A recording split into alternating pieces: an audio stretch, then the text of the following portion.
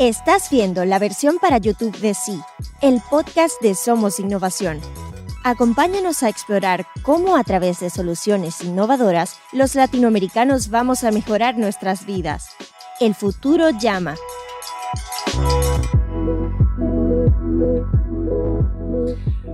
Hola, soy Federico Fernández, bienvenidos a un nuevo episodio de Sí, el podcast de Somos Innovación. Hoy nos acompaña Alejandro de León Moreno, quien es el fundador de Anima Ventures, la primer company builder social de España. En particular, queremos conversar con Alejandro acerca de uno de los emprendimientos de Anima llamado MiCrowd, que otorga microcréditos a mujeres latinoamericanas. Alejandro estudió en CUNEF, desarrollando sus 4 primeros años en Suiza, en JP Morgan y Morgan Stanley. Recientemente también ha completado un máster en filosofía. En la actualidad es fundador de Anima Ventures y también fundó en el pasado Blue Move, dedicada al car sharing en España, que posteriormente fue vendida a Europcar. En redes pueden encontrar a Alejandro en LinkedIn, Twitter y en la web de Anima Ventures. A todo voy a poner los links en la descripción del episodio. Alejandro, bienvenido a Sí. He abierto también un podcast ahora para hablar más de temas liberales que igual le interesan a la audiencia, que se llama Libertad es hacer lo que debes hacer, en iVoox. Y nada, la verdad que me encanta el formato de podcast, así que me he lanzado. Con gusto también lo agregamos. Y Alejandro, para empezar a charlar, quería preguntarte, antes de hablar específicamente de MiCrowd, quería que nos cuentes un poco cómo fue tu pasaje desde la banca corporativa a los microcréditos. Pues mira, la realidad es que yo empecé en banca con 22 años. Yo empecé en JP Morgan y tampoco tenía un pensamiento muy profundo ideológico de lo que era la banca ni por qué quería trabajar en banca. Simplemente consideraba que podía ser una buena solución para mí para el futuro y ya está, ¿no? Entonces, claro, tú entras en JP Morgan con 22 años, 21 o 22, no me acuerdo, y realmente piensas que eso es el capitalismo, ¿no? Entonces, bueno, pues al final te crees que trabajas en mercados libres, que eso es el libre mercado, etcétera. La realidad es que yo lo dejo a los 4 años, un poco hastiado de este concepto de libre mercado, creyendo que esto era el libre mercado, y monto una ONG en 2009. Entonces, trabajé de 2005 a 2009, en 2009 monto esta ONG y en 2012 hago mi primer viaje a un país en desarrollo. Y ahí, en Nicaragua. Y tengo unos niños becados con la ONG y voy a conocer finalmente a estos niños después de 2-3 años de trabajo. Y de repente ahí es cuando me doy cuenta que de lo equivocado que estaba, ¿no? Yo pensé que estaba trabajando por decirlo de alguna manera, en la empresa más capitalista del mundo, o el banco más capitalista del mundo, junto con, pues yo trabajé en Morgan Stanley también, Goldman Sachs, todos estos, y de repente, claro, ¿quién me iba a decir a mí que el capitalismo lo iba a encontrar, o el verdadero capitalismo, en un mercado en Nicaragua, selvático, en vez de en Ginebra, en un banco, ¿no?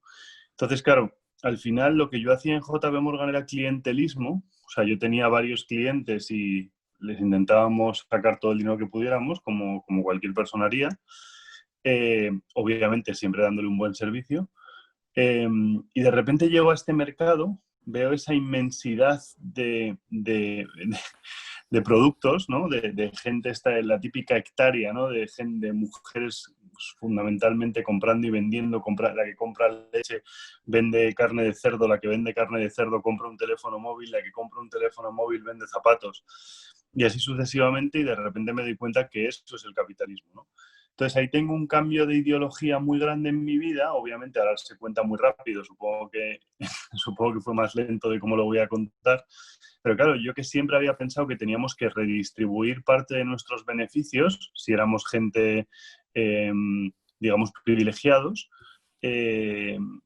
a ver que en ese mercado se estaba creando riqueza.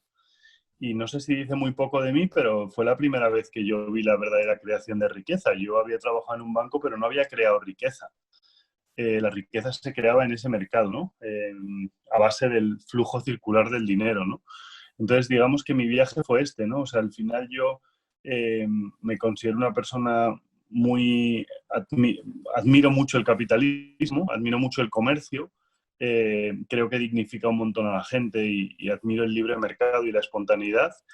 Y lo he aprendido viajando por países en desarrollo y conociendo a gente pobre. O sea, al final eh, solo te hablan del capitalismo de esta manera, o casi solo te hablan del capitalismo de esta manera, la gente más humilde, ¿no? Que te dice, yo necesito ser muy capitalista, necesito comprar y vender, necesito ser muy ambicioso para salir de mi situación de pobreza, ¿no? Entonces yo quiero hoy una vaca, mañana quiero tener 2 y pasado 15. Pero claro, venimos de Occidente que te cuentan el cuento de la lechera como si fuera un cuento horrible de una señora muy ambiciosa que se le rompe el cántaro y tal, ¿no?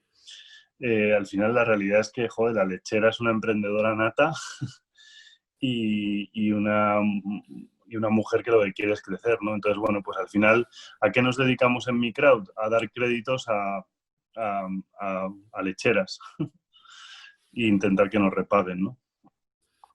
Pero Alejandro, una pregunta antes de pasar al caso de mi crowd. A mí, básicamente, desde el jardín de infantes hasta la universidad, siempre me dijeron que el capitalismo era para que los ricos sean más ricos y los pobres sean más pobres.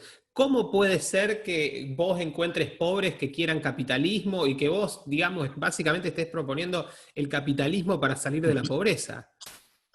Ya, es que el que te dijo eso no había viajado lo suficiente. Nosotros tenemos una ministra de Igualdad que sospecho que tampoco ha viajado mucho, porque cree que las mujeres necesitan ayudas. Vamos a ver, o sea, el capitalismo no solo ayuda a los pobres, sino que ayuda especialmente a los pobres, ¿no? O sea, si tú miras, te lo voy a, te lo voy a justificar de dos maneras, ¿no? O sea, por un lado, a nivel conceptual, pues al final eh, eh, el rico, obviamente, el capitalismo es tan superior al resto de alternativas que obviamente también benefician al rico, ¿no? Eh, pero sobre todo, claro, el que necesita multiplicar por 2 sus ingresos de manera urgente es el pobre, no el rico. El rico con multiplicar sus ingresos por 1.2 le es suficiente, ¿no? Cada año 1.1 o 1.01, que sería el IPC, ¿no? Pero claro, la capacidad del capitalismo y del comercio de sacar a la gente de la pobreza eh, es tan insultante comparado con el resto de medios que, claro, a la gente le abruma, ¿no? O sea, y refiriéndome mucho a este podcast, yo, aun siendo el mayor capitalista que puedo, si no todo lo capitalista que puedo, yo cuando digo capitalismo me late el corazón más rápido que antes. O sea, es evidente que el capitalismo tiene algo que a la gente le aterra, ¿no? Angus Deaton, el gran profesor Deaton de Premio Nobel de 2015 de Economía, dijo que la desigualdad me apasiona a la vez que me aterra, ¿no? El capitalismo pasa algo parecido. El capitalismo es innovación, ¿no? Entonces, refiriéndome mucho a este podcast. Entonces, ¿innovación qué significa? Innovación significa que el que antes tenía un caballo, igual se le acaba el negocio porque han sacado un coche. Luego el que tenía un coche se hizo taxista y salió Uber. Y el capitalismo es constante destrucción creativa, ¿no? Entonces a la gente le da miedo por eso. A la gente le da miedo porque el capitalismo siempre tiene perdedores. Pero claro, es que el capitalismo tenga perdedores no es casi ni siquiera culpa del capitalismo, es culpa de la vida, ¿no? O sea, al final la vida es un constante cambio. Cuanto más cambiamos y más progresamos, al final más dinero tiene la gente. Y entonces aquí te paso a contestar de manera cuantitativa, ¿no? O sea, la primera respuesta te la quería dar cualitativa. O sea, el capitalismo da miedo por la innovación y es una cosa normal y humana. Pero por otro lado, a nivel cuantitativo, eh, si tú analizas, en 1600 éramos el 99%, éramos pobres, en 1900 solo el 90%. ¿Y por qué pasamos de 1600 a 1900 con estas estadísticas? Porque se empezaron a crear empresas, ¿no? Se empezó a unir la gente para comerciar. Hasta entonces, pues ya hemos leído a Escotado en Los enemigos del comercio, como dice que la palabra negociator pues casi desaparece, ¿no?, en la Edad Media. No sé si se utiliza, en total en la Edad Media se utiliza 700 veces o algo así, es increíble. Entonces, claro, a partir de 1600 vuelve el empresario, consigue la proeza de conseguir que haya un 10% entre comillas de burguesía, y claro, de 1900 al 2000 se produce el gran escape de Angus Deaton, ¿no?, del libro de Deaton, The Great Escape. Y es que pasamos del 90% de pobreza extrema a, dicen que antes del COVID ya había solo el 5%, ¿no? Entonces, claro, hemos inventado o hemos descubierto, ya no sé cuál sería la palabra correcta, un sistema que es capaz de acabar con la pobreza, el hambre, el capitalismo, la esclavitud, etcétera, etcétera, etcétera, e incluso la desigualdad. Entonces, claro, cuando llega la gente y nos dice voy a protegerte del capitalismo, échate a temblar, ¿no?, si alguien te quiere proteger del capitalismo. Entonces, bueno, o sea, el capitalismo es sustancialmente mejor que cualquier otro sistema, a nivel cuantitativo y a nivel cualitativo. Me acuerdo de aquel TED Talk de Javier Milei, que acababa diciendo, es que encima el capitalismo es mucho más bonito que cualquier otro sistema. La superioridad estética del capitalismo, ¿no? Entonces, claro, comparas Singapur con La Habana y claro, pues sí, tiene una superioridad estética, ¿no? Entonces, ya obviamente es cuestión de gustos, ¿no? Pero que sí, que el capitalismo al final es que tiene tantas virtudes, incluida no solo la ética, sino también la estética. O sea, encuentra el punto de encuentro entre las dos, ¿no?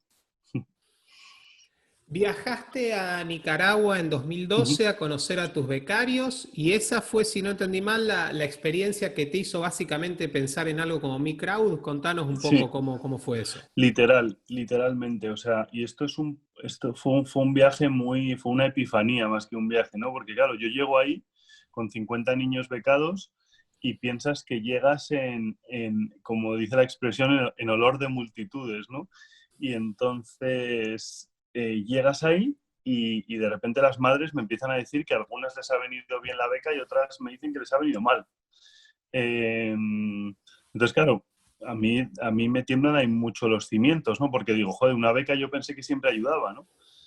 Porque igual que tú leíste desde jardín de infancia que el capitalismo ayudaba a los ricos y tal, también se lee mucho en Google que la educación es la única manera de salir de la pobreza, ¿no? Entonces, claro, yo llego ahí y digo, joder, si yo había leído esto en Google y me lo habían dicho desde jardín de infancia también, ¿no? Y la realidad es que, claro, la realidad siempre supera a la teoría, ¿no? Entonces, yo llego allí y las madres me empiezan a decir, bueno, pues que a una le vino bien la beca y a otra le vino mal. Y que una, joder, tenía el niño que le ayudaba y que ya no le ayuda en el negocio familiar, y que el niño le ayudaba a vender Coca-Colas por la mañana por el poblado y hacía $10 al día el niño comprando y vendiendo, y que ahora ya no puede hacer eso. Entonces, claro, de repente noto una fricción con las becas, y por supuesto no es una fricción solo a nivel numérico de la Coca-Cola y los $10 que perdía al día la señora, sino una fricción también de que las mujeres, cuando son las mujeres extraordinarias a las que buscamos en Mi Crowd, eh, estas mujeres no quieren ayudas, ¿no? O sea, me encuentro una reticencia a recibir la beca incluso, ¿no? Entonces, de repente pues tengo esta epifanía y las mujeres, en vez de pedirme becas, me empiezan a pedir microcréditos. 43 de las 50 madres verbalizaron que querían un microcrédito. Cuando digo verbalizar, una decía una vaca, otra decía un cerdo, otra decía un préstamo, otra decía emprender, pero al final, claro, digo, joder, es que tengo una oportunidad aquí porque todas las señoras quieren microcréditos y debo empezar a prestar. Entonces, a mí me había fallado una cosa que es fundamental en innovación, por volver al tema que nos ocupa, que es preguntar a tu cliente, ¿no? O sea, yo me había equivocado en lo más básico, que era, joder, si quieres montarte un negocio, pregúntale a tu cliente qué quiere, cuando te diga qué quiere, dáselo, ¿no? Esa es la base del comercio. La base del comercio es escuchar y cooperar, ¿no? Entonces, bueno, pues me había saltado la base, había tenido ese prejuicio de voy a dar becas y voy a solucionar muchos problemas, y cuando llegué allí resulta que los problemas se solucionaban a base de créditos, así que nada, me puse a dar créditos. Es muy interesante que incluso, por ejemplo, el Instituto Acton, que es un instituto católico, digamos, a quien nadie puede acusar de que no les interesa la caridad, han hecho hasta documentales respecto de cómo a veces la ayuda externa, sobre todo la ayuda externa, digamos, masiva y estatal, logra exactamente lo contrario de lo que supuestamente se propone. Entonces, bueno, empezaste en Mi Crowd, mencionaste mujeres extraordinarias, eso tiene mucho que ver con lo que hacen con la empresa. Contanos un poco qué hace la empresa exactamente. Pues precisamente esto, buscamos mujeres extraordinarias, les damos créditos en condiciones muy buenas, de manera que como son extraordinarias, inferimos que nos van a repagar eh, y, eh, digamos, conectamos estas mujeres extraordinarias con inversores, vamos a decir, entre comillas, sociales. Es decir, un inversor social es un inversor que quiere hacer algo bueno, pero que a la vez quiere obtener una rentabilidad. Entonces, bueno, pues intentamos que nuestras carteras tengan por encima de un 7% de rentabilidad y que los inversores se hagan carteras con préstamos a diferentes mujeres, ¿no? Carteras, además, en la medida que podemos, pedimos a los inversores o intentamos que los inversores diversifiquen sus carteras. Y es la manera que tenemos de funcionar, ¿no? Entonces, ¿por qué extraordinarias?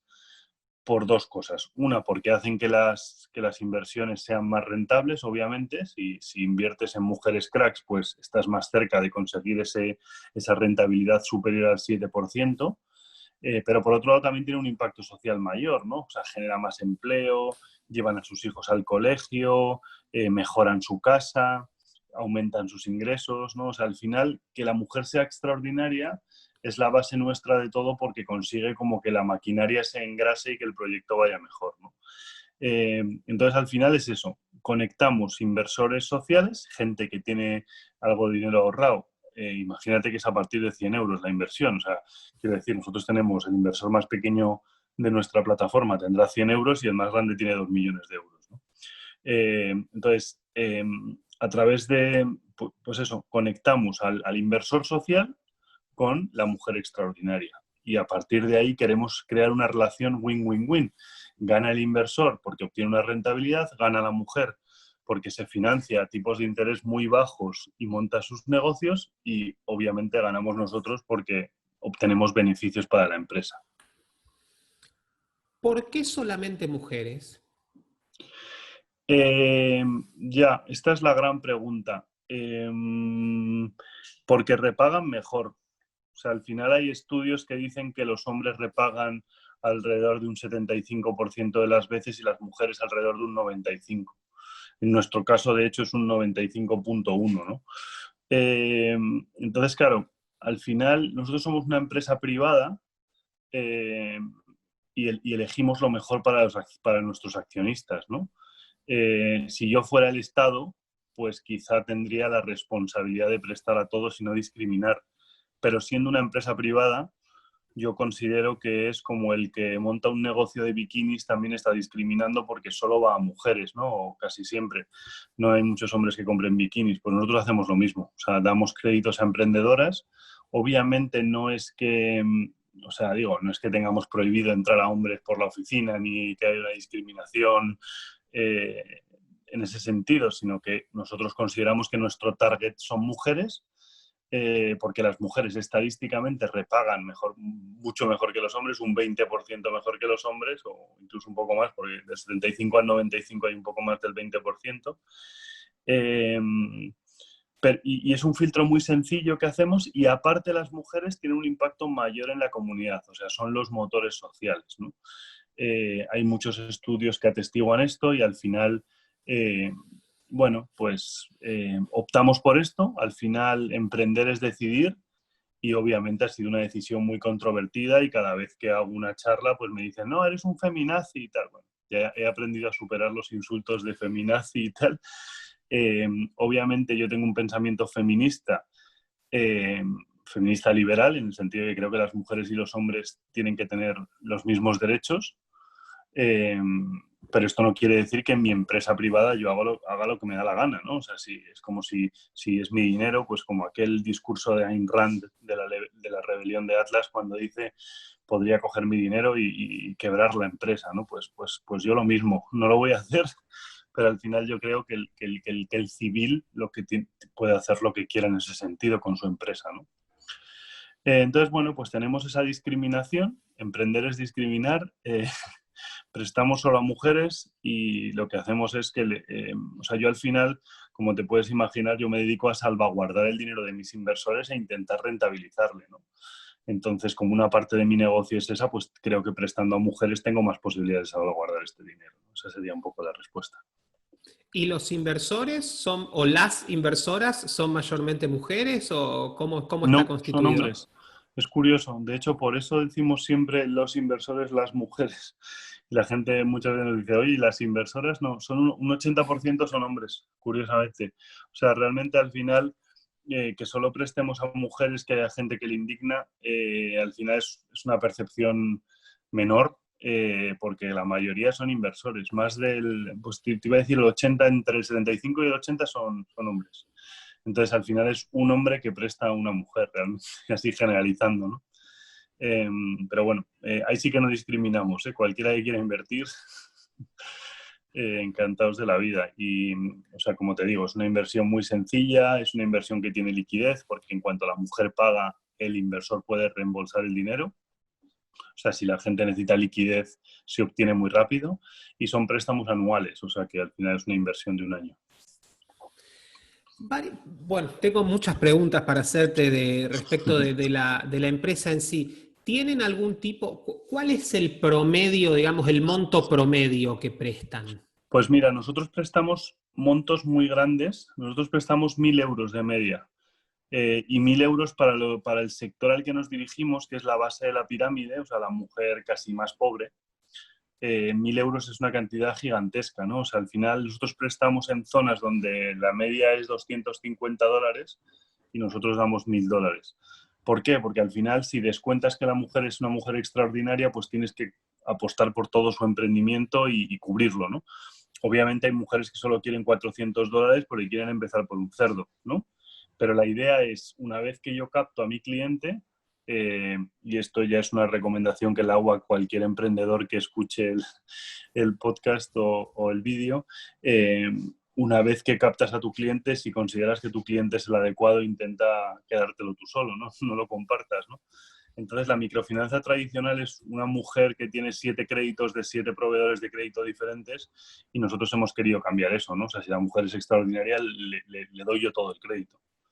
Entonces, por eso damos créditos de 1.000 euros y el objetivo es en los siguientes 5 años subir a casi al doble, o sea, subir como pues sí, entre un 15 y un 20% crecer cada año. ¿Y en qué países? Nicaragua, supongo, por supuesto, y Sí, en algún otro país más están presentes. sí, de hecho o sea, en Perú estamos más que en Nicaragua. Ahora acabamos de abrir, o sea, llevamos un tiempo en México y acabamos de abrir Costa Rica. Que Costa Rica, por ejemplo, los créditos van a ser bastante más grandes que en el resto de los países que te he comentado. Pero bueno, o sea, al final es una cuestión de que te salga el número, ¿no? Entonces estamos en estos 4 países, analizando Guatemala también, y nos interesa mucho, y deseando abrir más países, incluso analizando alguno de África. Estas generalizaciones a veces son un poco, digamos, groseras, pero por curiosidad me gustaría saber, ¿hay algún tipo de perfil de mujer que sea la mujer que recibe los préstamos de ustedes, en el sentido, ciertas edades, estado civil, si es madre o no, cosas así? Pues mira, O, te cuento, o sea, la verdad es que la única característica clara es que es mujer y que es ambiciosa y que es capitalista, porque luego nosotros prestamos entre 18 y 60 años y está muy repartida la edad, porque nosotros tenemos zonas donde pues está más envejecido el perfil de mujer y tenemos zonas que la media son 53 años y cosas así, o sea, son mujeres bastante mayores, ¿no? Pero luego de repente vas a otra ciudad o a otra comunidad y tienen de media 30 años, ¿no? Entonces es entre 18 y 60. Lo hemos bajado o sea, hemos discriminado a la gente mayor tras el COVID, como te puedes imaginar. O sea, al final pues hemos bajado un poco los años. A partir de 55 años hacemos un examen más exhaustivo, etcétera. O sea, al final son decisiones difíciles, igual que no prestar a hombres es una decisión difícil, pero tenemos que pensar en la mujer y en el inversor, ¿no? Y luego, una cosa muy interesante es que al principio el perfil de mujer es una mujer que presta vacas y cerdos y cultivo de grano. O sea, es una mujer sector, vamos a decir, entre comillas, primario. Y poco a poco se va sofisticando, ¿no? O sea, hemos financiado cibercafés, hemos financiado fuegos artificiales, hemos financiado tiendas de ropa, hemos financiado e-commerce, hemos financiado clubes de fútbol. O sea, al final se va sofisticando la historia, ¿no? Y es bonito ver cómo se sofistica cada comunidad, porque eso es la prosperidad, ¿no? O sea, una de las virtudes del capitalismo es esta capacidad innata de modernizar, ¿no? Allá por donde pasa. Entonces, bueno, pues nosotros nos beneficiamos de volviendo al concepto de antes, del flujo circular del dinero, ¿no? O sea, al final es muy importante que el dinero cambie de bolsillos y el pensamiento liberal, pues unos tienen que agitar la mente y otros tienen que agitar el bolsillo y hacer que el dinero pase de una mano a otra, ¿no? Esa es la clave de este invento tan maravilloso. Sí, es el podcast de Somos Innovación. Visita somosinnovacion.lat para suscribirte. Y no olvides compartir este episodio a través de tus redes.